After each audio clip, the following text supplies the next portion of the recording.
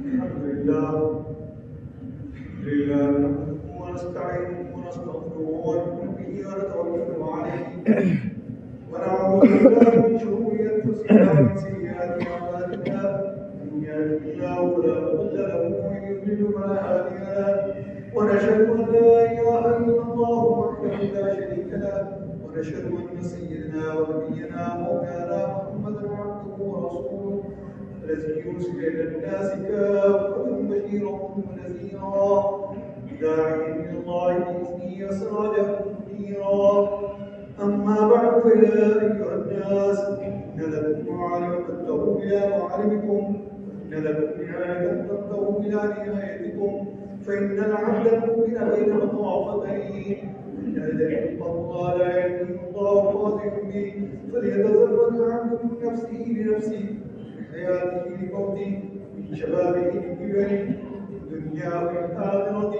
فإن الدنيا والوقت وإنكم خلقتم للآخرة والذي نفسي بيده ما بعد الموت يستعد ولا بعد الدنيا لا من الجنة والنار أعوذ بالله من الشيطان الرجيم بسم الله الرحمن الرحيم وإذا سألك عبادي عني فإني قريب دعوة الداعي إذا دعاني فليستجيبوا لي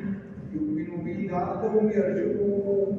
أقول قولي هذا أستغفر الله لي ولكم أجمعين.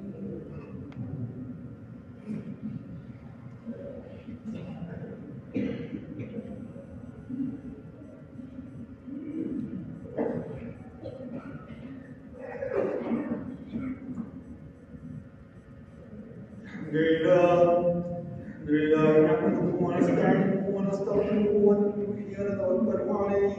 ونعوذ بالله من شرور انفسنا ومن سيئات اعمالنا من يهده الله فلا مضل له ومن يضلل فلا هادي له ونشهد ان لا اله الا الله وحده لا شريك له ونشهد ان سيدنا ونبينا ومولانا محمدا عبده ورسوله الذي يرسل الى الناس كافه بشيرا ونذيرا له الملك وله الحمد وكبره تكبيرا.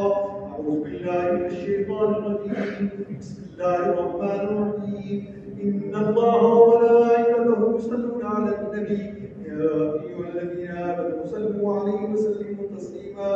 اللهم صل على محمد وعلى ال محمد بعدد من صلى وصام صلى الله على محمد وعلى ال محمد بعدد من قال وقام صلى الله على جميع الانبياء والمرسلين والملائكه المقربين والخلفاء الراشدين خصوصا على خير البشر بعد الانبياء بالترتيب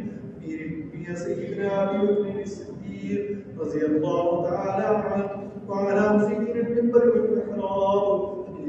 يا سيدنا عمر بن الخطاب رضي الله تعالى عنه وعلى كامل الحياء والايمان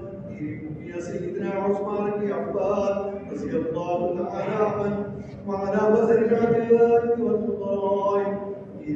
يا سيدنا علي بن ابي طالب كرم الله تعالى وجهه وعلى الامامين الامامين السعيدين الشهيدين محمد الحسن بن عبد الله الحسين رضي الله تعالى عنهما وعلى امهما سيدة النساء فاطمة الزهراء رضي الله تعالى عنها وعلى عميه المكرمين بين الناس بحضارة الانتباه بالفضل العباس رضي الله تعالى عنهما وعلى الستة الباقية من العشرة المبشرة سائر المهاجرين والأنصار والتابعين الأبرار الأخيار لا يوم القرار رضوان الله تعالى عليهم أجمعين. اللهم اغفر لي ولوالدي وللمؤمنين والمؤمنات والمسلمين والمسلمات إنك سميع قريب مجيب الدعوات. اللهم أعز الإسلام بالباب العادل والخير والطاعات واتباع سنن سيد الموجودات. اللهم انصر من نصر دين محمد صلى الله عليه وسلم واجعلنا منهم وانصر من قبل دين محمد صلى الله عليه وسلم لا تجعلنا منهم. عباد الله رحمكم الله ان الله يامر بالعدل والاحسان وايتاء ذي القربى وينهى عن الفحشاء والمنكر والبغي يعظكم لعلكم تذكرون اذكروا الله تعالى يذكركم ودعوه يستجب لكم ولذكر الله تعالى أعلى وأولى وأعز وأجل وأتم وأهم وأكبر. الله يعلم ما تصنعون.